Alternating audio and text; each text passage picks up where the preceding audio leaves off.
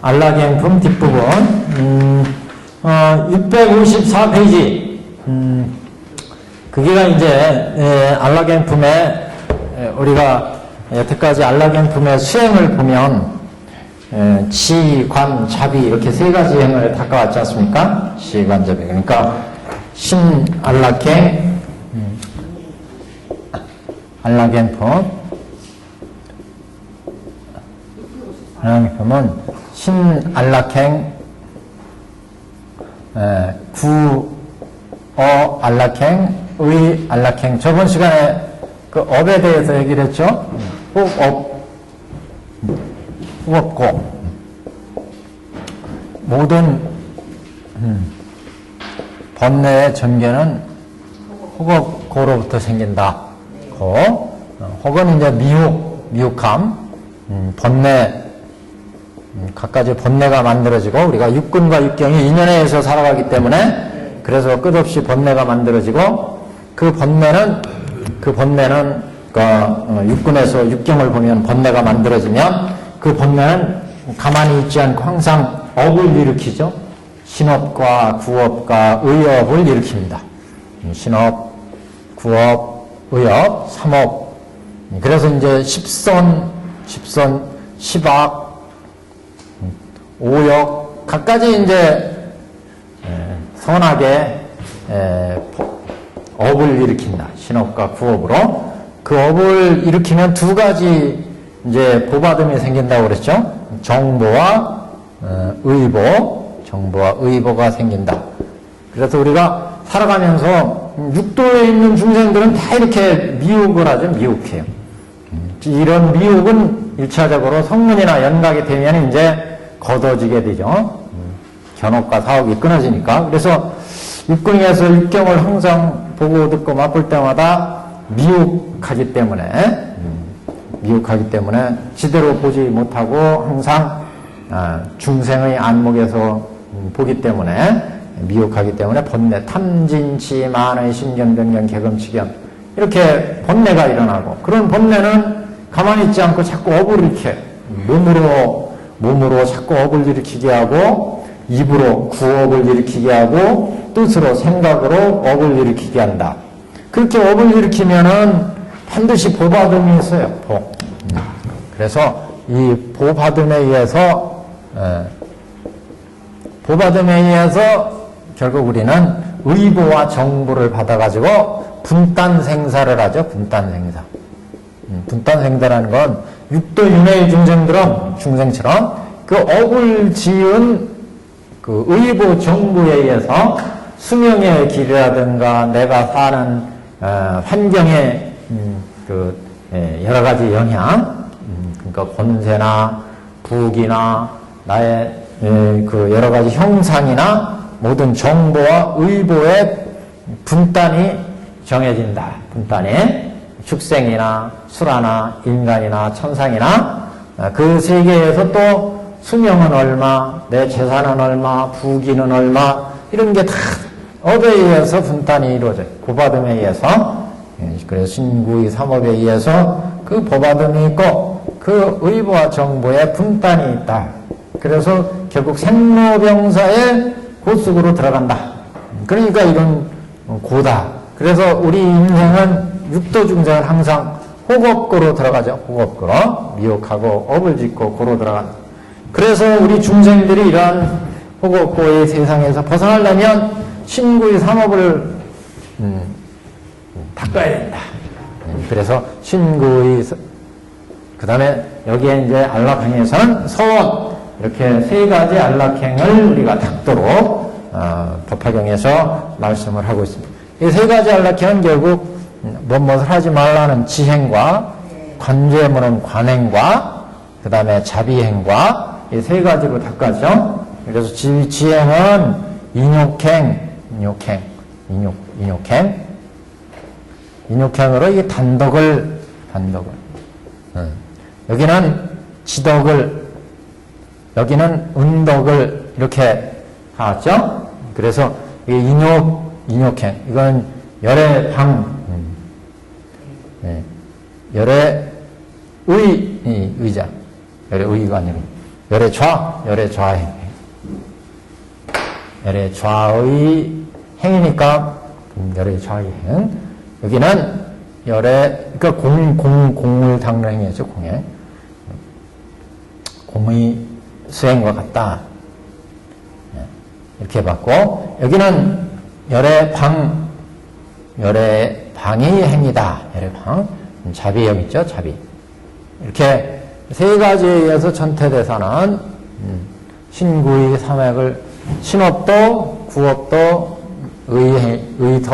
구안락행도, 신학안락행도, 구안락행도, 의안락행도, 서원안락행도 지관자비로 닦는다. 그래서 그 지관자비는 결국 단덕을, 지덕을, 은덕을 쌓아가는 삼덕행이다. 이것을 이제 천태대사가 말씀을 했습니다. 그러니까 안락행이 이제 여태까지 그렇게 진행되었죠? 예? 어디?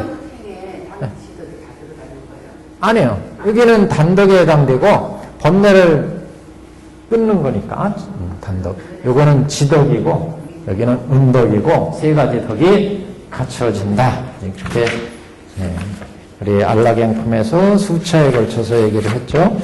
제일 뒷부분은 그래서 여기는 이제 안락행품을 이제 마무리하면서 이렇게 사안락행을 쭉 닦아와 가지고 이제 보살도의 수행이 이루어지는데 그 보살도의 수행의 어떤 계율을 여기서 이제 얘기를 하고 있습니다. 계율을. 그래서 654페이지 보면 혹은 꿈 가운데서 묘한 일을 보되 모든 그 열애께서 사자자리에 앉으시고 모든 비구들에게 에워싸이사 설법하는 것을 보며 또는 수가 항아서와 같은 용신 아수라들이 공경합전하고 자신이 설법함을 스스로 보리라.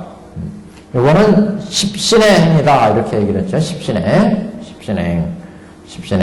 그래서 보살도 닦는 행으로서 십신의 행. 이거 안 쳤네.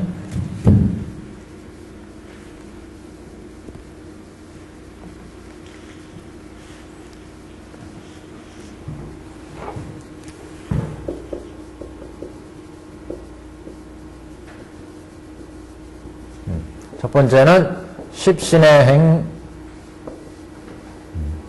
두 번째는 십주의 행, 세 번째는 십행의, 네 번째는 십휘양의, 다섯 번째는 십지. 이렇게 이제 앞으로 여기가 수행. 그래서 닦아나갈 때, 보살도를 닦아나갈 때에 열애의 장엄으로 스스로의 장엄이 이루어진다. 그러면서 그래서 혹은 꿈 가운데서 묘한 일을 보거나 모든 열애께서 사자자리에 앉으시고 비구들에게 에워서 설법하는 것을 보고 모든 또는 수가 항아사 같은 용신 아수라들이 공경합장하고 자신이 설법함을 스스로 보이라. 그래서 자신이 설법하는 상을 이렇게 보게 되는 모습, 이것을 이제 십신행이다 이렇게 천태대사는. 그래서 이 인욕의 보로서 팔상을 갖추어지는 부처가 보이는 이런 이제 단계로 뒤에 가면, 뒤에는 바로 이제 팔상에 대해서 얘기를 하거든요. 이렇게 모습이 갖춰져 가는 보살도를 이제 얘기를 합니다. 그래서 여기는 일체 번뇌장들을 전환해가지고 그래서 불의를 이루는 이런 모습들을 보게 된다. 꿈속에서 묘한 일을 보되 이제 번뇌장들이 전환되어서 앞에 그 호겁장이 전환된 것을 이제 얘기를 했죠. 호겁장이 적은 시간에. 그래서 그 3장이 전환되어서 각각 이제 우리가 안락행으로 전환되는 모습을 사악력행으로 652페이지가 이제 그런 얘기였어요. 근심과 번뇌가 없고 빈궁하고 비천하거나 중생이 보기를 즐겨하되 하는 부분이 이제 보장, 업장, 번뇌장 세 가지가 전환된 모습이었다 이런 얘기를 했죠. 그래서 이렇게 3장이 전환되어서 이제 보살이를 이제 닦아 올라간다. 이렇게 그래서 혹 꿈에 묘한 일을 보거나 또는 여러 가지 그 설법하는 모습을 본 광경은 이건 이제 십신의 계위다. 십신의 계위. 그 다음에 이제 거기 한번 나눠놓고 보겠습니다. 654회 제 하단에 보시면 또 모든 부처님의 신상이 그 상자는 윗상자가 아니고 모습상자 이렇게 얘기를 했죠. 신상. 우리 경문에 신상. 요 윗상자가 아니라 그래서 신상 모든 부처님의 신상이 금색이라 모습이 금색이라 한량없는 광명을 놓으사 일체를 비추시며 이렇게 시작하는 부분은 10주의 보살 수행의 모습이고 10주에 그래서 사중에 합장하고 법문드린 것을 보게 되는 이런 관계까지 656페이지 한 장 넘기셔서 제일 아랫줄 또 자신이 살림 중에서 여기 전까지가 10주에 그래서 또 자신이 살림 중에서 라고 시작하는 부분은 10행 10주행 그래서 이게 또 자신이 살림 중에서 좋은 법을 닦고 익혀서 모든 법의 실상을 증득하며 깊이 성령에 들어서 부처님을 칭찬하리라 이렇게 나가는데 그래서 여기가 이제 10행이고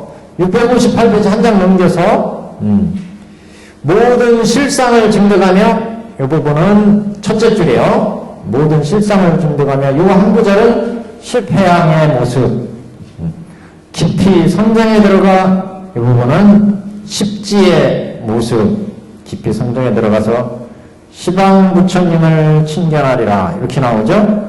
그래서 시방 부처님을 칭견하는 부분은 깊이 성장에 들어간 부분은 법운제 십지보살을 얘기하고 시방의 부처님을 칭견하게 되는 부분은 묘각이고 이렇게 구분을 하고 있습니다. 묘각 그래서 십지 그 다음에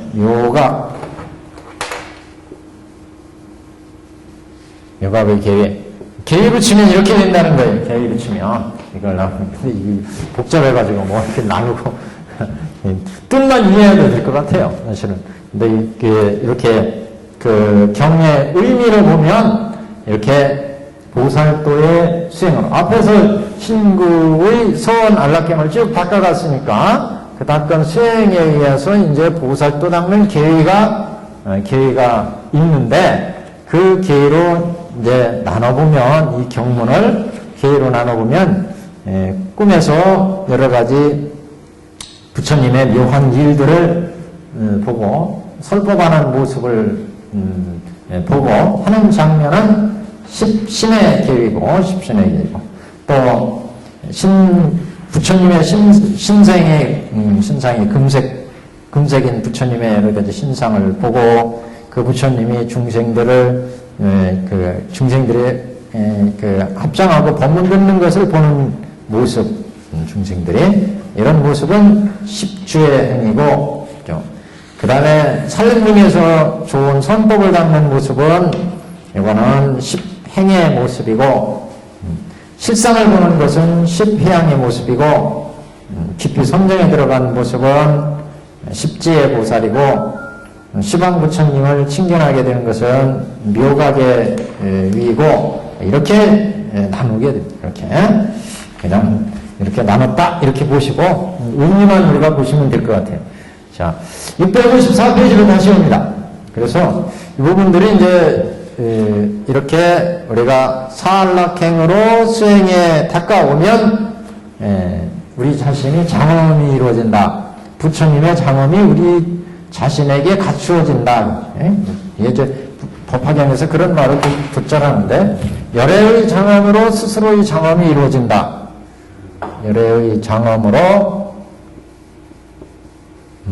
스스로의 장엄이 이루어진, 장엄이 갖춰진 것. 장엄을 이게 무슨 얘기냐면, 신구의 상업, 신안락행, 구안락행, 의안락행을 쭉 닦아가면 육근이 청정해지면서 우리는 여기 지금 중생이었잖아요. 중생의 육근으로 우리는 지금 고깃덩어리에 육근으로 지금 있기 때문에 추할 수밖에 없다. 보는 것, 듣는 것, 맛보는 것, 갖가지 탐진치를 익히기 때문에, 그걸 익히기 때문에 색온이나 수온이나 상온이나 행온이나 식온이 추할 수밖에 없어요. 그러니까 중생은 장엄이랄 것도 없죠. 중생은. 그런데 이제 육근에서 신구의 소원 안락행을 쫙 해 가면은 선근이 갖춰지죠. 선근이 갖춰지면 이제 천안의 안목이, 그래서 천안의 색상행식, 천비, 천신의 몸, 천안, 천이, 천비, 천설, 천신, 천의의 이제 모습이 갖춰지니까 이게 이제 장엄대간, 이렇게 스스로 이게 장엄대간. 나중에 이제 지혜가, 해근이 갖춰지니까 해근. 그래서 이건 천안으로, 천이로, 천비로, 천안으로, 천이로, 천비로, 천설로, 천신으로, 천의로, 이런 이제 공덕이 갖춰진다. 근데 이게 장엄되는 거다. 안락행을 신구의 상업 닦아서 안락행을 닦아가면, 그 다음에 해근이 갖춰진, 해근이 갖춰지니까 이건 해안으로 보고 해의로 갖추고 해의로 이렇게 갖춰진다. 지혜가 갖춰지는 거. 그 다음에 이제 법에 법근이라는 말은 지금 없었는데 이걸 붙여보자면, 그래서 이제 법안으로 법의로 갖추게 된다. 장엄되어 가는 거죠. 스스로의 장엄으로, 열애의 장엄으로 스스로의 장엄이 이루어진다. 부처님의 장엄이. 그 다음에 이제 이게 부처님의 정근으로 청정한 부처님의 안목이, 불안을 갖추고, 불근이라고 할 수는 없고, 안락행, 사덕이 갖추어진다. 이렇게 장라가정에. 그러면 불안으로, 불의로, 불의로 갖추어진다. 이렇게 갖춰지면 이게 이제 열애의 장엄으로서 우리가 장엄되는 것을, 스스로의 장엄을 이룬다. 스스로의 장엄을. 그래서 우리 이 부분은 이렇게 보살도를 쭉 닦아가는 각 단계, 십신에서의 모습은 어떤 거냐? 혹은 꿈에서 묘한 일을 보거나, 묘한 일은 그 일체 번뇌가 전환이 되어가지고 청정해지는 모습, 보리를 이루는 모습, 또 예를 들어서 사자자리에 앉아 계시고 모든 비구들에게 에워싸여서 설법하는 모습, 또 수가 항아사와 같이 많은 천룡팔구들이 공경 합장하고 자신이 그들을 향해서 설법하는 것을 중생들한테 이런 모습들을 이제 보게 된다. 그래서 이런 모습들이 이제 십신의 모습이다. 십신. 근데 이 법원 문구에서 이 부분에 대해서, 꿈에 대해서 얘기한 게 있길래 그냥 한번 자료를 가져봤습니다. 꿈에 대해서. 지금 여기에 그 얘기인데 여기 있으시죠? 그냥 한번 읽어보고 가겠습니다. 여기는 그렇게 비중 있는 내용은 아니고 한번 내용이 나왔으니까. 꿈에 관해서 생각하는데 문구에서 나온 얘기입니다. 수다원으로부터 벽지불에 이르기까지는 다 꿈이 있고 오직 부처님만이 꿈을 꾸지 않으시니 의혹이 없으시며 습기가 없으시므로 꿈을 꾸지 않으시는 것이다. 부처님은 그냥 명확한 삼매에 있기 때문에 꿈을 안 것인데. 그래서 대조 5가지 일을 따른 까닭에 꿈이 있게 마련이니 계승해서 설하신 바와 같다. 즉 의심과 분별과 학습과 현사에 인해서 일어남과 비인이 와서 서로 이야기하는 이 5가지 일로 말미암아서 꿈을 꾸게 된다. 그러니까 학습이라는 건 우리가 생활하면서 익히는 거예요. 어떤 일을 배워서 익히는 거, 선악 행을 익히는 거. 그 다음에 현사라는 건 직접 우리가 지각에서 일어난 보거나 듣거나 맛볼 때 일어나는 현재의 어떤 일들, 그렇잖아요. 우리 세상시 일을 하면서 겪는 일들, 또 학습은 우리가 배워 익히는 일들, 이런 일들 때문에 꿈이 생긴다는 거죠. 또 의심과 분별과 학습과 현사, 또는 비인이 와서, 때로는 우리 의식 속에 귀신들이 들어가지고, 비인이라는 건 귀신이나 이런 신들이 와서 속삭여. 그래가지고 꿈에, 이럴 때 이제, 이런 일들로, 이 5가지 일로 꿈을 꾸게 된다. 또, 듣고 본 일이 여러 가지, 근심으로 바뀌어 7가지 일 때문에 꿈이 있다고도 한다는 거죠. 5가지에다가 또 듣고, 듣는 일, 또 본 일, 이런 것들이 근심으로 바뀌면서, 그렇잖아요. 우리가 듣고 본 일들이 쌓여가지고, 그래서 이게 꿈이 되면서 나타난다. 그래서 꿈의 원리는 이렇게 5가지, 7가지, 5가지 내지 7가지랍니다. 여하튼, 꿈에 대한 얘기가 나와서 얘기 한번 봤어요. 이제 질문에 무슨 얘기가 나왔냐면, 현재의 의식도 형상을 보지 못하는데 어떻게 꿈속의 의식에서 형상을 보는 것인가?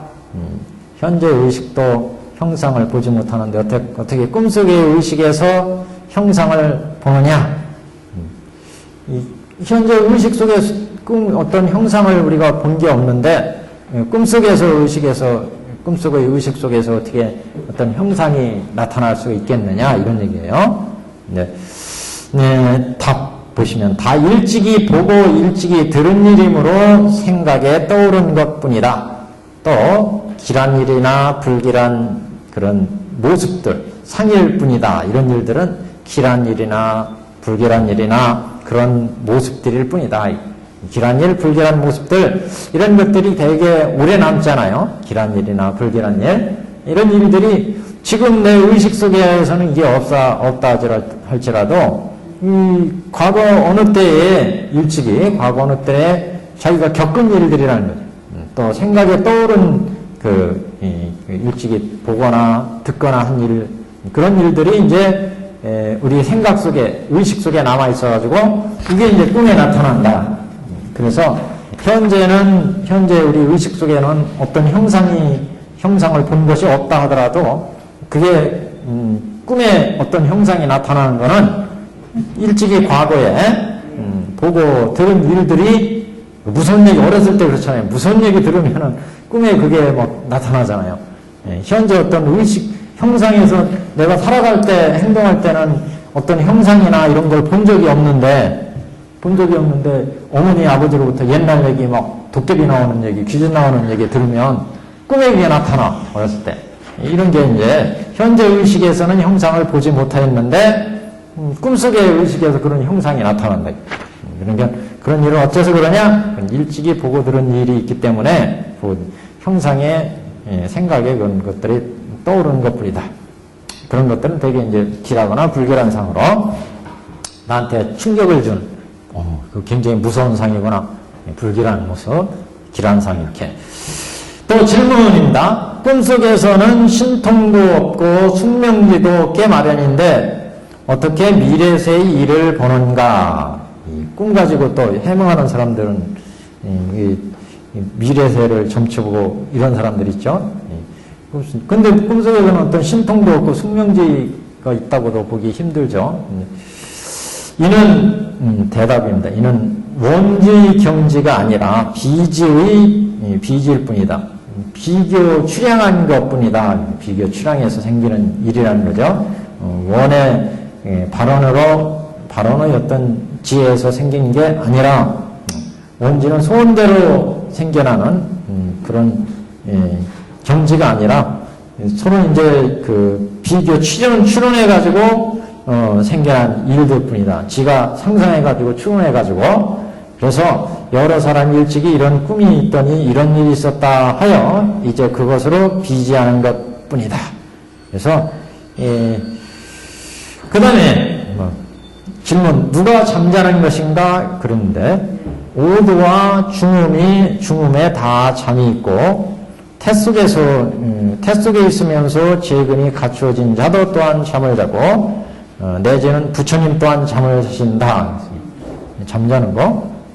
근데 왜 이런 질문이 나냐면 잠은 일종의 잠속에서 이제 꿈을 꾸기도 하지만 부처님 꿈을 안 꾼다고 그랬잖아요. 아까 한편이 있으니까. 근데 잠이라는 것이 뭐냐면은 하나의 개예요. 덮개. 우리가 수행할 때 잠이 오면 우리가 수행할 때 잠이 오면 우리의 정신을 확 덮어버리잖아요. 아무것도 모르게 만들잖아요. 그래서 이 덮개, 번뇌에 속해요. 수면도. 그러니까 이렇다면 부처님도 잠자는가? 그러면 그 부처님도 이게 번뇌가 있는 거잖아요. 이런 문제가 이제 나오는 거예요. 그래서 오도와 중음의 중생들은 오도의 중생들, 그 다음에 중음이라는 건 인간이 죽고 나면은 다음 생에 나기 전까지의 상태를 이제 중음이다 그러잖아요. 이 중음이 또는 태 속에 있을 때나 어떤 안이비설신의 근이 갖춰졌을 때 이런 때는 다 잠을 잔다는 거죠. 또 부처님도 잠을 주무신다. 그럼 질문, 잠은 어리석음이요 번뇌인데 이것이 어떻게 공통일 수 있겠는가? 누구나 다 이렇게 가질 수가 있느냐? 이런 부처님도. 부처님이 깨어나시면 현전하거니와 몸을 조정하고자 하심으로 주무심이니 이는 번뇌도 아니며 어리석음도 아닌 잠이다. 이렇게 피해갔어요. 그러니까 우리가 잠이라는 게 그 번뇌 계열로 수면, 개 이렇게 나오거든요. 그래서 우리 차제선문에서도 그 덮개, 오개를 얘기하거든. 오개, 탐욕개, 번뇌개, 진개, 치개, 수면개 이런 개가 있어요. 우리 머리 덮는 게 이게 덮개잖아요. 개. 음식을 이렇게 발이 끼지 말고 덮잖아요. 개. 이게 덮개는 우리 마음 속에도 탐욕의 마음, 화내는 마음, 어리석은 마음, 또 이 수면, 이게 맑은 정신을 덮어버리면 우리가 그냥 쫙 빠져들어가지고 수면이 이렇잖아요. 그냥 잠에 쭉 빠져버리면 맑은 정신이 돼가지고 분별이 없어져요. 그냥 멍한 상태가 돼버리잖아요. 그래서 수면계 그럼 이건 번뇌예요. 번뇌. 그래서 우리가 여기에서 잠이라고 하는 것은 어리석은 번뇌고 그런데 부처님도 이 잠을 주무신다. 그러면 부처님도 어리석은 번뇌 속에 지금 쌓여있는 게 아니냐? 이런 질문이에요. 지금. 그러니까 오도와 중의 중생들이 다 잠이 있어요. 6도 중에 5도 중생들이 다 잠이 있고 태 속에 있는 아이들도 잠이 있고 그 아이가 생길 때 안이비설신의 이렇게 근이 갖춰지면 일단 근이 갖춰지면 다 잠이 있다는 거예요. 또 부처님도 잠이 있고 주무시고 그래서 이렇게 잠은 어리석음이고 번뇌인데 어떻게 이게 모두 부처님까지 이게 잠을 가질 수가 있느냐 이런 문제예요. 근데 부처님께서 깨어나시면 현전하거니와 주에 보시면 부처님이 깨어나면 현전한다는 뜻은 부처님이 잠에서 깨시면 모든 치해가 명료하게 작동을 한다. 그래서 부처님이 잠을 주무시는데 이거는 부처님이 깨어나시면 아주 명료한 지혜로 또 활동을 하시고 몸을 조정하시고 이렇게 하기 때문에 주무시는 거다. 주무시는 거. 멍하게 있는 것보다는 몸을 좀 쉬기 위해서 주무시는 거라 이런 의미죠. 한마디로. 이는 번뇌도 그래서 아니며 어리석은 잠도 아니다. 부처님 같은 경우는. 우리 같은 경우는 수행할 때도 졸고 그렇잖아요. 잠잘 때도 졸고 다 저는데 부처님은 수면할 땐 몸도 좀 쉬어야지. 그리고 이제 주무시는 건데 우리 중생들은 수행하다가 생각이 참참포로 빠지거나 멍해지거나 그러면은 스르르 잠에 들어가가지고 덮개가 확 씌워져서 맑은 지혜를 가려버린다. 그러니까, 예. 그래서 이런 건 이제 법계의 번뇌에 속하는 거죠. 부처님은 이제 조정하시기 위해서, 그러니까 중생을 제도하기 위해서 일단 몸을, 육근을 받았으니까, 그러니 부처님도 주무실 수밖에 없다. 그래서 이렇게 해석을 했습니다. 이게 꿈에 대한 얘기가 나와서 가져왔습니다. 자, 654페이지요.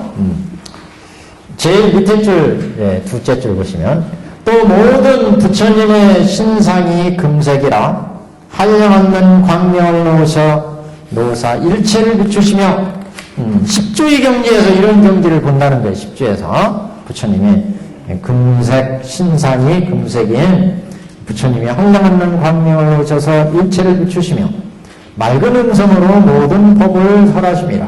근데 우리 저기 영축산에서는 부처님이 대중들이 성문중, 면각중, 보살중, 잡중에서 천륜파고 인간들 수많은 대중들이 다 모여 있었는데 부처님 백호에서 광명을 참 내가지고 그 동방 1만 8천 세계의 부처님도 모이고 금색 부처님 중생을 제도하시는 사중들도 보이고 육체 중생도 보이고 수많은 중생들 보였잖아요. 그건 그러면 이 영축산에 있는 중생들이 다 10주 이상들이냐? 그렇다고는 볼 수 없잖아요. 그러면 그거는 어떻게 우리가 해석할 수 있을 건가? 이제 부처님의 가피력이라고 봐야죠. 거기에 있는 중생들이 다 볼 수 있게끔.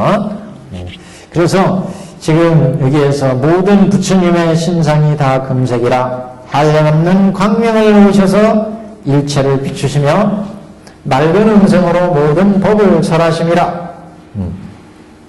부처님께서 사증을 위해 무상법, 위없는 법을 설하시는데 자신을 보니 그 가운데 있어서 합장하고 부처님을 찬탄하며 보니까 자신도 열심히 부처님 법을 듣고 따르고 있더라.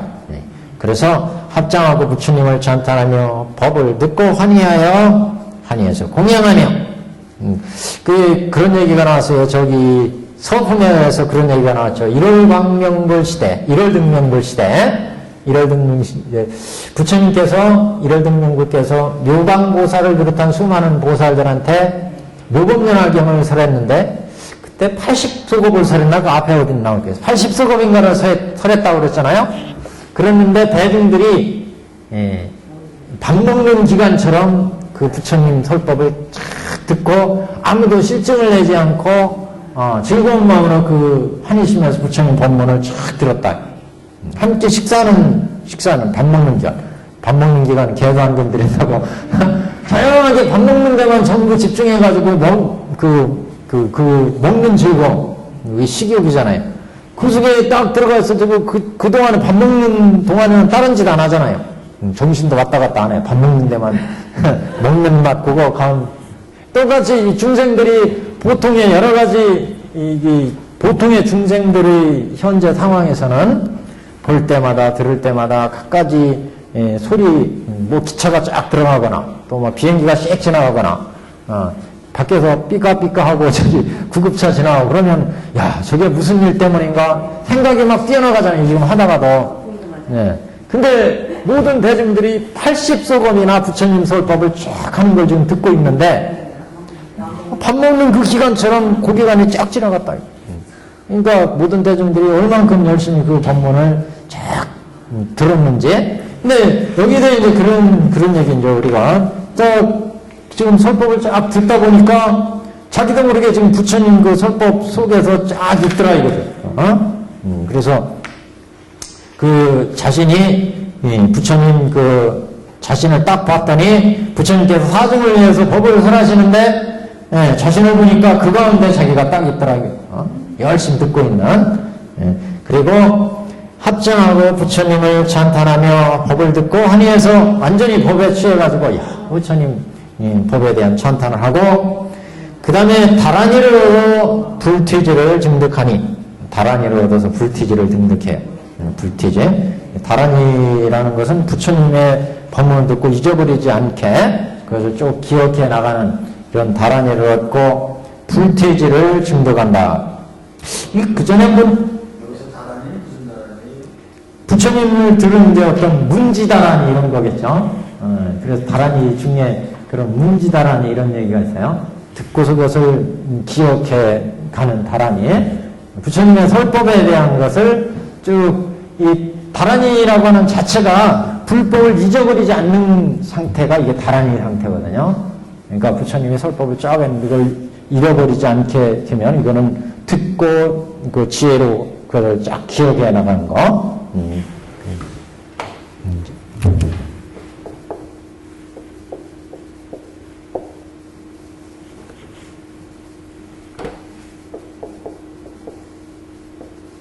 문지짜리 이렇게 쓰던가 이게 아마 그럴 거예요. 듣고 쫙 지니는 거. 그래서 부처님 법문을 잊어버리지 않게끔 되는. 그래서 여기 부처님 설법을 쫙 듣고서 부처님 법문을 지금 잊어버리지 않고 그 다음에 삼매에 들어가고 합장하고 있고 그래 자신이 이제 불퇴지에 이르렀다. 불퇴지.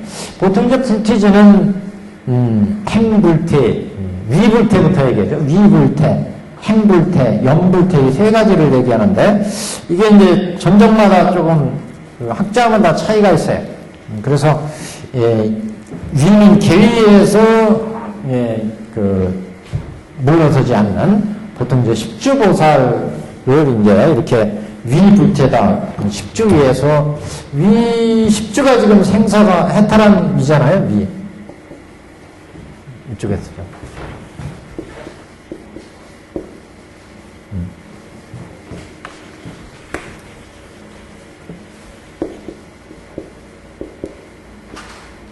불퇴를 증득한다.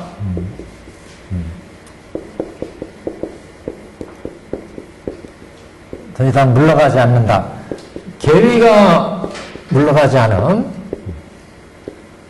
미불퇴. 그 다음에 수행이 이제 더 이상 물러가지가 않는. 그 다음에 이제 염불퇴 또는 증불퇴라고 그러는데, 염불퇴. 그래서 때로는 여기를 십주로 얘기도 하고, 십주. 여기를 십지. 그리고 어디 체크를 해놨을 텐데, 이 십지 중에 칠지. 십지 중에 칠지. 여기는 십지 중에 팔지. 그래서 이 칠팔지에 대해서 조금,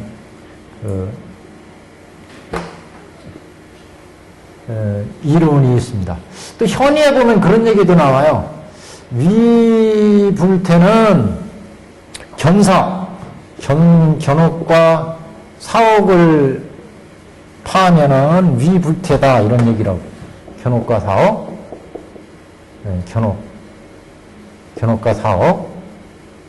여기 행은 진사옥을 파하면 또 여기는 무명옥. 그러면 이제 염불퇴다. 그래서 이 십주 가면은 이제, 견옥과 사옥이 끊어지죠? 그래서, 견사옥 가면 이제 위가 불퇴다. 이렇게 보기도 하고, 이 진사옥은 보통 이제 십행에서 끊어지는데 행불퇴인데 여기는 이제 이 십지 중에 칠지를 행이 불퇴다 이렇게 봤어요. 근데 이 진사옥이 끊어지는 것을 또 행불퇴다 이렇게 보기도 합니다. 행이 이제 더 이상 퇴보하지 않는다 이런 거예요. 수행이 이제 더 이상 십지 중에 칠지 정도 닦아가면 이게 이제 대단한 계획이니까 벌써 이적되면 그 팔지 정도면 염이 불퇴하지 않는다. 그래서 이제 불도의 부처의 경지로 쫙 간다. 그래서 이런 경우는 사실 무명이 파워지는 게 십지부터인데 이렇게 보기도 합니다. 염불퇴다 이렇게. 염불퇴, 행불퇴, 염불퇴 이렇게 보기도 하는데 여기에서 불티지를 증득한다. 다란이로 얻어서 부처님 격법을 잊어버리지 않고 그걸 쫙 지니게 되니까, 문제야란으로 쫙 지니게 되니까, 불태전지에 들어가더라. 더 이상 계위나 수행이나, 계위나 수행이나 우리의 중득한 영들이 퇴보하지 않는 이런 지역에 들어가더라. 그래서 법을 듣고 환희해서 공양하며 다란이를 얻어서 불태지를 증득하니 부처님께서 그 마음이 깊이 불도에 든 것을 아시고 곧 최상의 정각을 이루리라 숙이주시되 선남자야는 마땅히 오는 세상에서 한량없는 지혜와 부처님의 대도를 얻어서 국토가 엄정하고 강대함이 비길 데가 없으며 또한 사중이 합장하고 법문 든 것을 보리라. 그래서 그 불퇴지에 들어가지고 숙이되는 모습을 보게 되기 때문에 이 부분이 이제 보통 10주다 이렇게 지금 보고 있습니다. 10주. 그래서 최상각의 정각을 이루라 이렇게 수기를 주시고 선남자야 너는 마땅히 오는 세상에서 한량없는 지혜와 부처님의 대도를 얻어서 국토가 엄정하고 광대함이 비할 데가 없으며 또한 사중이 합장하는 법문 듣는 것을 보리라. 그래서 그 10주의 계위에 올라가지고 무생의 불도를 얻는 수기받는 모습 이것을 보게 되는 계위 이렇게 지금 보고 있고 그 다음에는 또 자신이 살림 중에서 누구냐 10행의 계위가 봤는데 살림 중에서 선법을 닫고 익혀서 선법을 닫고 익히는 것은 이제 10행에서 선법을 닦는 모습 그래서 이 부분은 이제 10행 이렇게 나눴다. 뜻만 우리가 보겠습니다. 또 자신이 살림 중에서 좋은 법을 닦고 선법을 닦고 좋은 법이라고는 잘 명확히 하는데 원문에 이제 선법에 여러 가지 좋은 선법을 훌륭한 법을 수습하고 그 좋은 법이라는 거는 뭐 37 조도법이나 갖가지 그 사무량심이나 사서법이나 이런 갖가지 수행법을 이제 닦는 것을 좋은 법을 닦는다. 37조도법이나 육바라밀이나 사무량심 사서법 이런 그래서 또 자신이 살림 중에서 좋은 선법을 닦고 익혀서 모든 그 실상을 증득하며 그러는데 실상을 증득하다 하는 것을 여기서 중도를 관하기 때문에 이제 10회양 이렇게 봤어요. 10회양 물론 이제 이 10회양에서 실상을 증득하고 이렇게 했는데 중도를 관해서 실상을 증득해 가는 모습으로 10회양 이렇게 봤고 깊이 선정에 들어서 이게는 이제 뭐 어떤 깊은 그 금강정 이런 선정에 들어서 부처도 보고 부처님으로부터 수기로 받고 마정수기 이런 수기로 받고 그래서 이런 경지를 이제 십지의 경지 깊은 선정에 들어서 시방의 부처님을 칭명하리라. 시방의 수많은 부처님을 이제 보게 되는 것은 묘각의 계위 깊이 선정에 들어서 수기를 받고 금강정의 그런 굳센 그런 선정의 경지를 맛보는 것은 십지 묘각은 이제 시방의 모든 부처님을 칭견하는 그러니까 법화산매에도 보면 그런 얘기가 나오는데요. 산매에 쭉 들어가면 처음에는 유가백상에 흰 코끼리가 보이고 보현보살이 탄 그 보현보살이 나중에 이제 석가모니 부처님도 인도해주고 그 다음 단계는 수많은 부처님도 또 보여드리고 그 부처님들께 이제 공양하고 법문을 듣고 이러는 거죠. 그래서 여기도 실상을 증득하며 깊은 선정에 들어 그러는데 깊은 선정에 들어가서 부처님으로부터 이렇게 마정수기도 받고 그러는데 그 다음에는 시방에 많은 제불들을 이제 신견하게 된다. 그래서 이렇게 등방 묘각 이렇게 지금 이제 단계를 나누든 것뿐이다. 이렇게 보시면 되겠습니다. 그래서 이렇게 보살 계위로도 나눌 수 있다. 이 대목은 그거를 이렇게 나누고 보면 이제 앞에서 신구의 사한락행을 닦아서 보살도를 닦아가는 과정으로 이제 이것을 우리가 경문을 해석할 수 있다. 이렇게 볼 수가 있습니다. 자, 658페이지. 그 다음에 이제 요각의 상태에서 팔상성도의 모습을 보는 거예요. 모든 부처님의 몸은 금빛이요 백복상으로 장엄하여 백복상 갖가지 복을 지은 모습. 우리가 보통 백복상 그러면 32상 80종으로 백복상 그렇게 얘기하는 백복상은 100가지 복을 갖춘 상 이렇게 보다는 수많은 복을 장엄한 상, 지혜와 복덕을 부처님이 수많은 지혜와 복덕을 닦아서 그런 지혜와 복덕으로 장엄된 32상 80정원. 그러니까 32상이나 80정원은 각가지 지혜와 복덕으로 이루어진 복덕의 어떤 형상이다, 형상화다 이렇게 이제 얘기할 수가 있죠. 그래서 부처님의 몸은 금빛으로 되어 있고 백복삭으로 장엄해서 법을 듣고 사람을 위해 설하는 항상 이 같은 좋은 꿈이 있으리라. 또 꿈에 구강일이요 궁전과 권속이며 가장 묘한 오욕을 버리고 도량에 나아가 보리수 아래 사자자리에 앉아서 도를 구하되 7일이 지나서 모든 부처님의 지혜를 얻어서 무상도를 이룩하고 일어나서 법륜을 전하되 법륜을 굴려요. 중생들을 위해서 천만억급 동안 사정을 위해 설법하고 무르의 묘법을 설해서 한량없는 중생을 제도한 후에 마땅히 열반에 들되 연기가 다 사라지고 등불이 꺼진 것 같이 하리라. 이 같은 부처님의 상을 이제 보게 된다는 거예요. 이렇게 그래서 꿈에 왕이 되고 궁전과 권속이며 왕이 된 것만 해도 대단한데 그걸 다 버리고 추가해가지고 도를 닦아요. 그래서 사자자리에 앉아서 7일이 되어서 부처님의 지혜를 얻고 무상각을 이루고 그리고 이제 중생들을 제도를 한다. 법례를 굴려서 중생들을 제도하는데 사부대중을 위해서 법을 설하고 묘법을 설해서 수많은 중생을 제도하고 이렇게 수많은 중생을 제도한다 하면은 중생을 다 제도했으니까 열반에 들고 그래서 연기가 사라지고 등불이 꺼진 것 같이 하리라.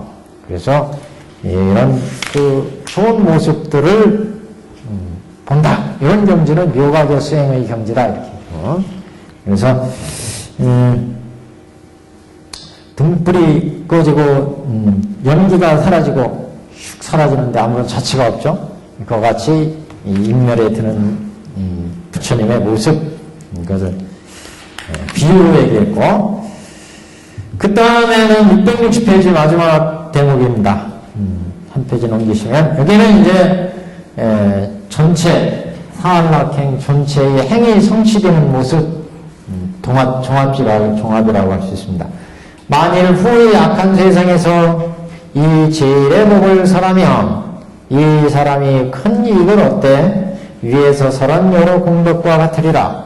그래서 묘법연화경에 안락행을 닦으면 이 법을 또 설하면 그 얻는 공덕은 이렇게 무량한 공덕을 얻는다. 앞에 행이 성취되어서 10조, 10행, 10회양, 10지 묘각이 성취되는 행의 모습을 그 얻어지는 공덕을 쫙 얘기를 했는데 그와 같은 공덕이 얻어진다. 전체적으로 이제 종합을 한 겁니다. 그래서 이 제일의 법을 설하면 제일의 법은 이제 묘법연화경의 법을 설하면 악세에서 묘법연화경의 법을 설하면 이 사람이 여기에서의 법은 사한락행의 묘법이거든요. 이 사람이 큰 이익을 얻되 위에서 설한 10조, 10신, 10조, 10행, 10회양, 10지 등락묘각의 그런 묘한 경지를 본 것과 같은 이런 이제 공덕을 얻으리라. 이렇게. 그래서 지금 안락행, 보살행으로 안락행을 닦아라. 신안락행, 구안락행, 의안락행. 그래서 신구의 삼업이 청정해지고 육군이 청정해지면 우리 중생의 육군에서 부처의 열애 장엄이 스스로의 장엄으로 이루어진다. 열애 장엄이.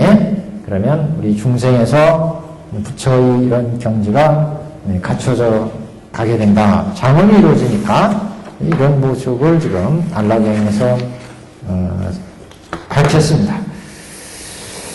여기까지가 안락경품이에요. 다음에는 열애 수양품 전에 종지응출품. 그래서 우리가 이제 그 법화경으로 볼 때 정문과 본문으로 나누잖아요. 정문과 본문. 안락경품까지를 정문 이렇게 보고 본문은 이제 종지응출품부터 본문으로 봅니다. 그 본문에 정문에도 서분이 있었죠. 서분은 서품이 서분이었어요. 서분이. 정종분이 이제 방편품. 법사품이하가 이제 유통분 그랬죠. 똑같이 여기 우리 본문에도 그 서분에 해당되는 게 종지응출품 앞에 있는 열애수량품 앞에 있는 종지응출품입니다. 종지응출품이 서분에 해당되고 본문에 이제 본문의 얘기는 뭐냐? 앞에는 어떤 석가모니 부처님의 영축사에 성불하신 석가모니 부처님의 설법이었는데 그 석가모니 부처님이 부처의 모든 것이냐? 그 부처님은 구원법전에 성불하신 부처님의 중생을 제도하게 놔두신 그런 부처님이고 본래 그 부처님은 구원법전에 성불했다. 저 가야산에서 성불해서 지금 영축사에 설법하는 부처가 진짜의 부처의 모든 진면목이 아니라 그거는 이 사바세계 중생을 제도하게 나타낸 그런 부처님이고 그 본질은 구원법에 성불하신 부처가 있다. 그 구원법 전에 부처의 진면목을 밝히는 것은 열애수양품이고 그 앞서서 그 구원법 전에 성불하신 부처님의 설법을 나오게끔 어떤 단초를 제공하는 거예요. 그게 이제 종지응출품이에요. 왜 그러면 종지응출품에 보시면 이제 땅에서부터 사대보살이 땅으로부터 딱 솟아오르죠. 그래서 종지응출, 땅으로 종은 무엇으로부터라는 뜻이고 지는 땅으로부터예요. 땅으로부터 솟아올랐다, 용출했다. 보살들이 사대 보살들이 땅으로부터 솟아오르잖아요. 근데 그 땅으로부터 솟아오르는 그 사대 보살들한테 석가모니 부처님이 뭐라고 얘기하느냐? 이 보살들은 내가 옛날에 다 구원법전에 설법에서 제도한 제자들이다. 다 불자들이다. 이렇게 얘기를 한다. 그렇다면 이 어느새 부처님께서 이렇게 수많은 중생들을 제도했느냐?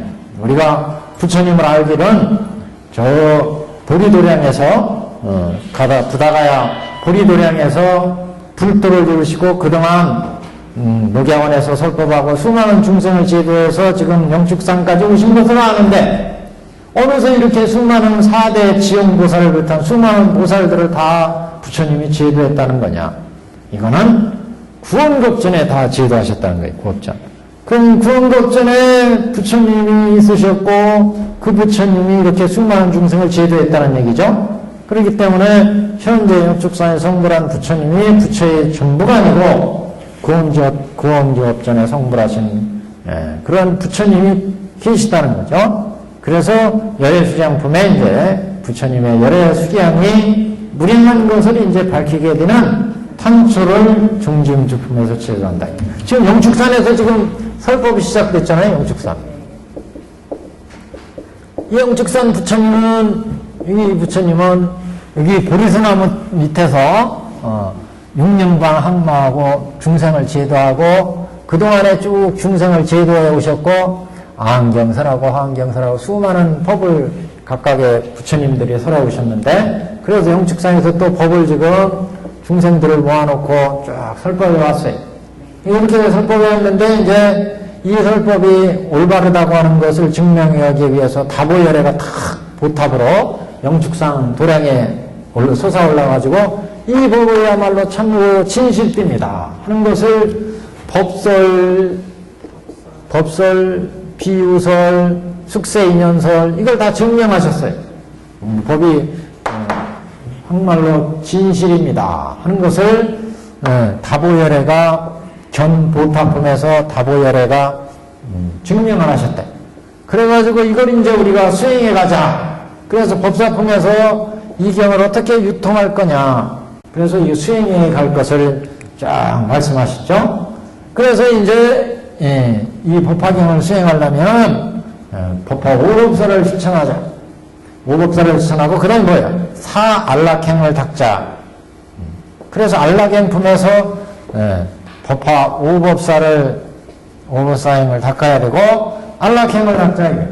그래서 안락행을 닦으면서 뭐라고 법문 말씀이냐. 부처님이 인멸하신 이 오타각세, 부처님이 인멸하시고 나서 이 세계가 오타각세로 될 적에 이 오타각세 이 세상에서 어떻게 이 사바세계를 제도할 거냐. 그래서 부처님이 사안락행을 닦아야 된다. 이렇게 얘기했잖아요. 그러면서 부처님이 뭐라고 말씀하셨느냐. 안락행품에 보면 이 오타각세의 세계를 누가 제도할 것이냐. 이렇게 말씀하신 바가 있어요. 누가 제도할 것이냐. 이 표시냐면 안락행품에 500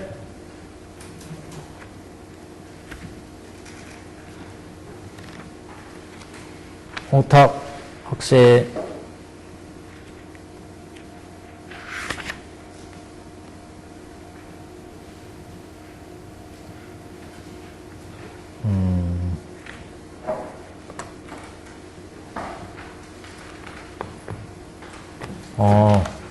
안락행품에서가 아니고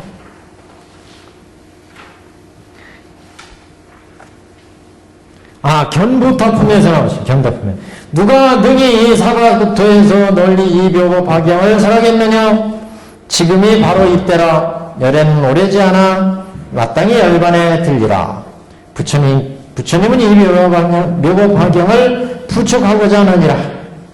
요 내용이 550페이지 보시면 견보타품에서 다보열의 그 보타품이 딱 솟아오르면서 누가 능히 사바세계 550페이지요. 밑줄 쫙 그어놨을 거예요 아마요.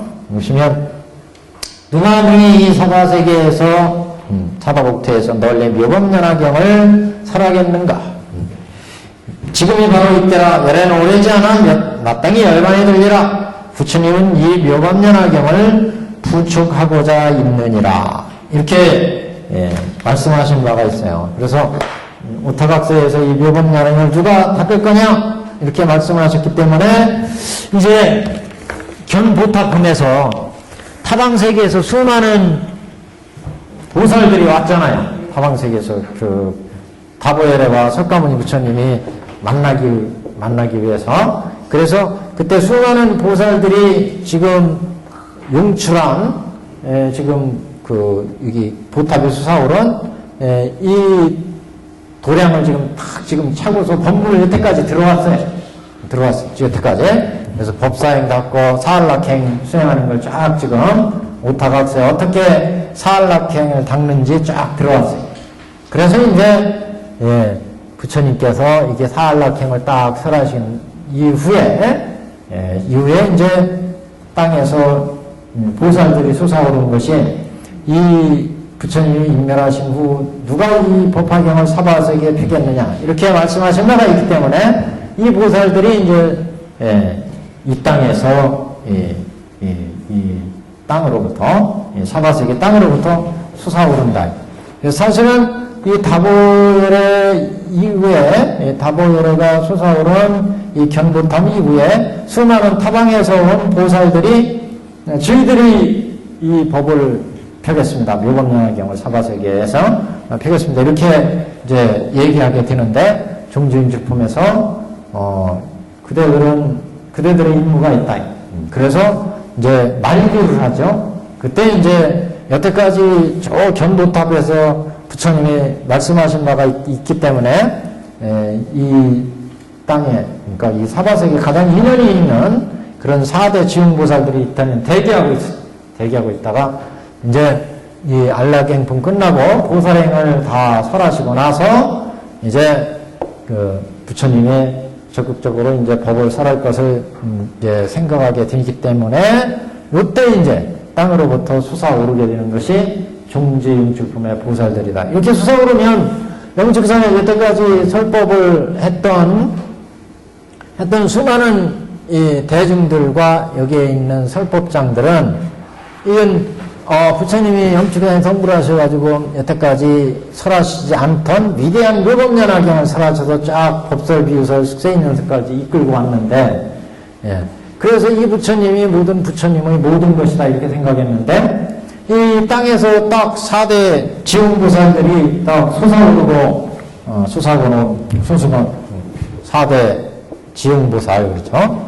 4대 지용보살들이 솟아오르고 나니까 부처님께서 이 보살들은 내가 옛날에 구원급전에 묘법연화경으로 가르쳤던 이런 보살들이다 이렇게 얘기를 하니까 여기에 있는 대중들이 그러면 언제 부처님께서 저렇게 수많은 대중들을 교화했느냐 뻔히 지금 영축산에서 보리도량에서 성불을 하시고 지금까지 온 부처님의 내력을 다 알고 있는데 그래서 부처님께서 구원급전에 내가 법을 설해서 가르친 보살들이다.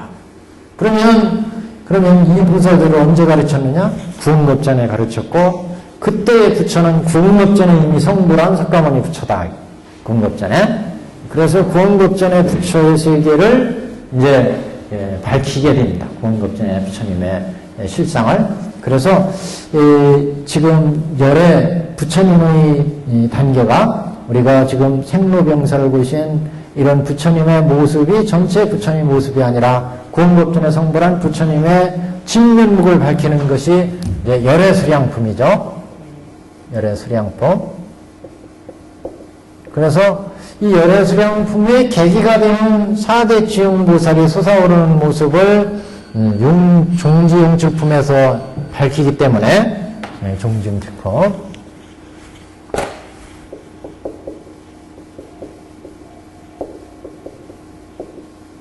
그래서 이것이 이제 본문의 본지, 부처님의 본지를 밝히는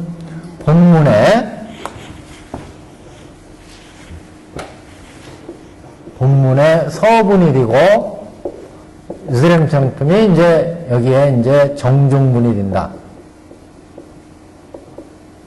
네. 본문에 여기까지는 이때까지는 이제 정문 이렇게 해요.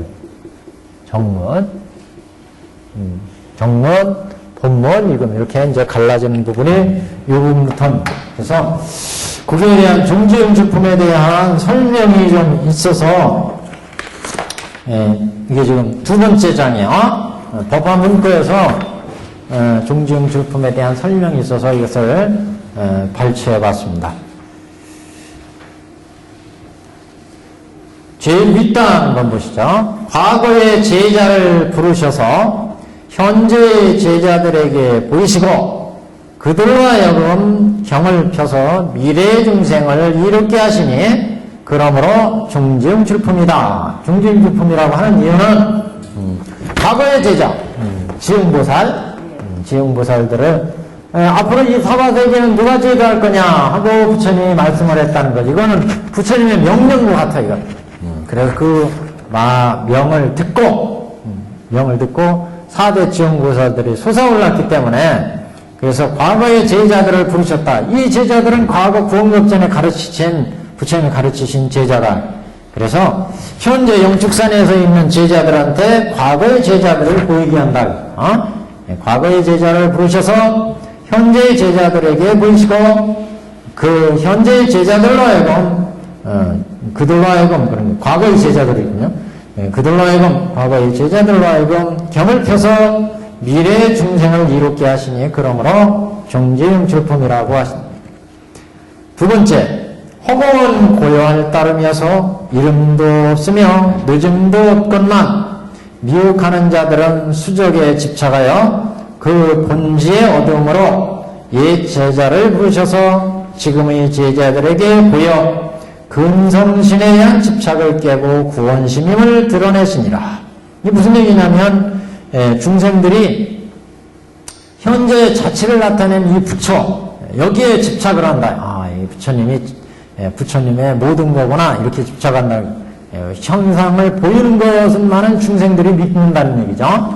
그래서 여기에, 이게 부처님이고, 부처님은 들어가시면 끝나고, 이렇게 중생들이 생각하니까, 본지에 영원한 부처가 있다고 하는 것을 나타내기 위해서, 그래서 옛 제자들을 부르셔서 제자들한테 보여줌으로 해서, 가까운, 근성신은 가까운 보리도를 향해서 불도를 이루어서 부처가 되신 근성신에 대한 부처에 대한 집착을 깨고 구원신, 구원급전에 성불하신 부처의 모습, 이것을 알려주고자, 드러내주고자, 그러므로 종지용 출품해서 제자들을 부르신 거다. 이런 의미죠.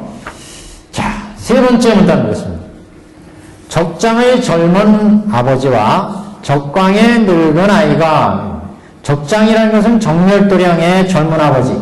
정렬도량은 어쩌냐면은, 정렬이라는 것은, 적이라는 것은 생사의 법례를 다 끄는 거. 멸은 이중생사를 다 없앤 거. 변혁생사, 그 다음에 분단생사를 다 끄는 것을 보통 정렬, 이렇게, 여기, 어디서 나오더라? 그거는 천태사계의 문윤주에 보면 그런 얘기가 나와요. 정멸에 대한 얘기가. 그래서 정멸도량은 그래서 그런 생로병사의 번뇌를 다 끄는 도량, 여기, 보리도량. 석가모니 부처가 가야산 보리등에서 성불했죠? 그걸 이제 정멸도량이다. 그래서 보리를 이룬 곳, 그래서 적장의 젊은 아버지. 왜 젊은 아버지냐면 적광의 늙은 아이와 비교하기 때문에. 적광의 늙은 아이는 용출한 보살들을, 이 양반들은 구원급전에 제도했잖아요. 그러니까 늙은이들이에요, 양반들은. 그래서 적광의 늙은이 아이와 늙은 아이. 왜 부처가 가르친 불자니까. 과거의 제자. 그렇죠. 과거의 제자인데 다 불자잖아요. 그러니까 이건 아이들이에요, 늙은 아이들. 지금 여기에 있는 사람은 지금 여기에서 성들에서 갓 100년밖에 안 됐잖아요. 근데 이 적광의 늙은 아이들은 여기서 딱 솟아나오는 이 사람들은 구원급전에 이미 부처가 가르친 아이들이니까 늙은 아이들이에요. 여기에서는 지금 갓 성불해가지고 100년밖에 안 된 부처예요. 젊은 부처이거든요. 그러니까 젊은 아버지와 적장의 정렬도량의 젊은 아버지와 적광의 상적광토를 적광 그럽니다. 그러니까 이 정렬도량의 그 젊은 아버지와 적광은 상적광토에 있었던 이 4대 지용보살, 이런 늙은 아이가 그 약의 힘을 보여서 남들로 하여금 다 알 수 있게 하니, 약이라고 하는 것은 부처님이 묘법연화경에 일불승을 강의했어요. 그 일불승을 강의해가지고 일체종지를 얻는 일불승도를 설했어요. 그게 일종의 약이에요. 그래서 일불승의 불성, 이렇게 보시면 되는데, 일체종지의 그런 부처가 되는 일불승의 묘법연화경 가르침, 그 약을 보여서 남들로 하여금 다 알 수 있게 하니, 이제 이 지용보살이 딱 이제 솟아올라가지고 모든 사실을 밝히게 되니까, 구원급전에 부처님이 성불하셨고, 그때 이래로 중생을 제도해 오셨구나. 이게 이제 드러난다. 그래서 남들로 하여금 다 알 수 있게 하기 때문에, 그러므로 종지용출품이라고 한다. 그래서 거기에 이제 나온 그 뜻입니다. 그러면 이제 고다음 단락은 그런 얘기예요. 그 우리 경문에 이제 들어가서 이 얘기 나오는데, 요거는 이렇게 적어 놔두시고, 우리 경문을 이제 보십시오. 그러면 그래서 종지용출품은 본문의 서문에 해당되는 그런 품이다. 이렇게 보시면 되고, 이 종지용출품은 그래서 종지용품은 본문을 열게 한 어떤 서막이 되는 내용이 이제 4대 지용보살이 땅으로부터 솟아오는 이런 이제 이야기로 구성되어 있습니다. 이 전체적인 내용은 지용보살들이 이제 부처님이 부르셔가지고 오는 모습, 오는 거. 그래서 이게 그 하방에 있던 모든 보살들을 불러서 이 보살들이 이 땅으로 솟아오르는 이런 내용이 이제 전체적인 내용이다 이렇게 볼 수 있고, 우선 첫 대목 662페이지 그때 다른 국토로부터 온 모든 보살들 종지용출품 15품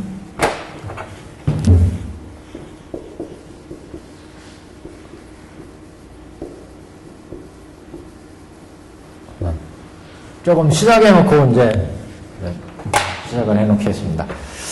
다음 시간에 구체적인 얘기 나가고, 그때 다른 국토로부터 온 모든 보살마살이 팔항하수수보다 많음이라 대중 가운데 일어나서 합장 예배하고 부처님께 말씀하되, 세존이시여, 만일 우리들에게 부처님께서 멸도하신 후에 이 사바세계에서 부지런히 정진을 더하고 이 경전을 받들어 가져 읽고 외우고 옮겨 쓰고 공양할 것을 허락하신다면 마땅히 이 국토에서 이를 널리 설하오리다.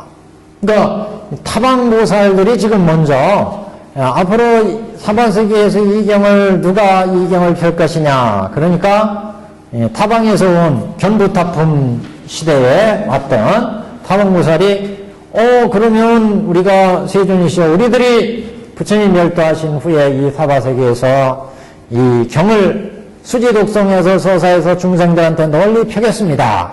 이렇게 이제 청하는 거죠. 그래서 지금 타방보살들이 홍경을 청한다. 경을 펴는 것을 타방보살들이 홍경을 청함, 홍경.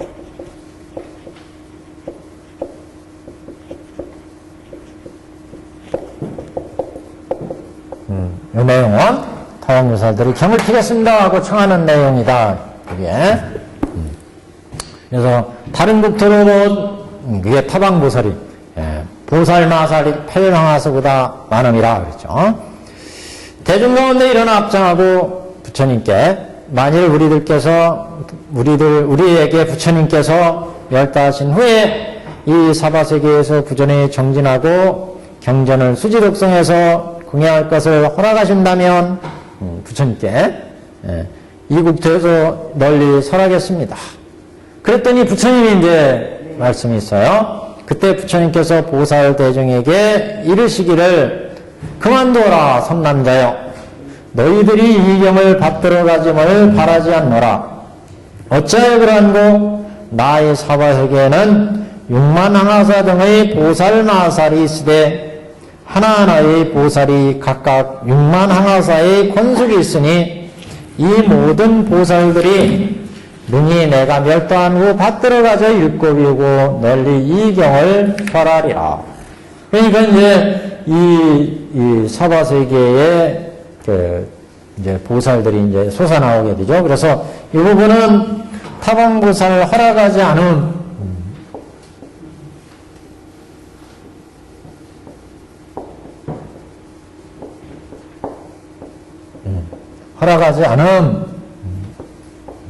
이런 이제 내용이에요.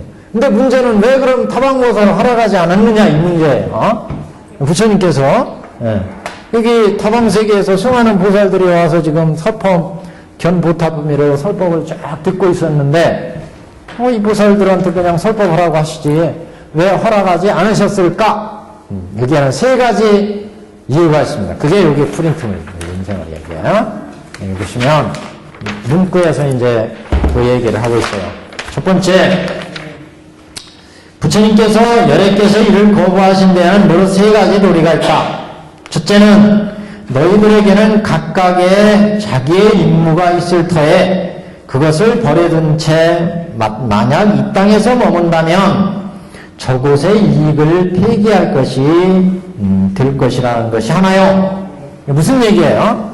타방보살들은 타방에 각각 임무가 있다. 그 지역을 제도할 임무가 있어요. 그래서 그 지방에 각각 보살들이 있게 된 거예요. 근데 만약 그분들이 그곳을 버려두고 이곳에 와서 설법하고 중생을 제도한다면 그곳의 임무를 방기하는 거다. 그곳에 맡겨진 임무를 타방에. 그래서 너희들에게 각각의 자기의 임무가 있는데 그것을 버려두고 만약 이 땅에 와서 이곳에 중생들을 제도한다면 그러면 타방세계 중생들은 어떻게 할 거냐? 그 중생들한테 제도해서 그곳에 법의 이익을 얻게 해야 되는데 그러면 저곳 타방의 이익을 폐기하는 것이 된다. 그렇기 때문에 부처님께서 그만둬라 이렇게 하신 거라 이거죠. 두 번째, 타방과 차터는 결연의 생태가 얕으니 비록 설해주려 한다 해도 반드시 큰 이익이 없을 것이라는 것이 둘째예요. 이게 무슨 얘기냐면 타방과 차터는 결연이 얕다는 얘기는 타방보살은 타방세계의 중생들과 인연이 있어요. 이 지방은 이 땅의 중생들과 인연이 있어요. 그러니까 각각 인연이 다르다 이거죠. 그래서 타방보살과 이 지방의 중생들과는 인연이 얕다. 이 지방에 있는 보살들보다 얕다 이거죠. 그래서 각각의 인연 맺은 바가 다르기 때문에 그래서 각각의 땅을 제도해야 된다 이런 얘기예요. 그러니까 지음보살은 이 땅과 인연이 있는 보살들이라는 거죠. 그래서 이 땅과 가장 인연이 깊은 그런 보살들이기 때문에 이 보살들한테 맡겨야 된다 이런 취지죠. 셋째는 만약에 그러면 타방보살한테 이 땅을 지도해라 이렇게 허락한다면 그 얘기예요. 만약 이를 허락한다면 하방의 보살을 부를 수가 없고 이 땅과 인연 있는 하방보살을 부를 수가 없다. 이 땅과 인연 있는 하방보살을 왜냐하면 지금 타방보살이 지도해버리니까 그래서 이 하방의 보살을 부를 수가 없고 하방의 보살들이 만약 오시지 않으면 이들이 오지 않으면 수적에 대한 집착을 깰 수가 없어요. 그러니까 이 보살들이 솟아올라야 이 보살들은 내가 과거에 구원급전에 다 제도한 보살들이야 하고 얘기함으로 해서 구원급전에 내가 상불했다는 것을 밝힐 수가 있잖아요. 그래서 그것을 법문을 열 수가 없으니까 그런 문제가 생긴다. 그래서 열애수양품도 그렇고 그래서 수적에 대한 집착을 깰 수 없으며 구원신을 드러낼 수가 없을 것이다. 구원급전에 성불하신 부처님에 대한 구원급전의 몸을 나타낼 수가 없다. 이런 세 가지 도리로 부처님께서 거부하셨다. 그 다음에 이제 하방의 보살들이 그럼 솟아오르게 되잖아요. 하방 보살들을 부르게 되는 이유 세 가지 또 도리가 있대요. 하방 보살들을 불러서 오게 한 것에도 또한 세 도리가 있으니 첫째, 이는 나의 제자라 응당 나의 법을 펼 것이라 하니 그 하나요. 그래서 저기 타방에서 온 보살들은 각 보살들마다 부처가 있었고 거기에 시자 보살들이 딸려 있었죠. 그래서 견보타품에 수많은 불보살들이 와서 탁 이 사바 세계를 장엄해 갔어요. 석가모니 부처님이 또 전세에 제도한 아이들이 있어요. 늙은 아이들. 그래서 지금 젊은 아버지가 늙은 아이들을 부르는 거예요. 그러니까 이런 관계이기 때문에 이는 나의 제자라 응당 나의 법을 나의 불자이기 때문에 나의 제자들이 이 법을 이 땅에 편다. 그런 이유다.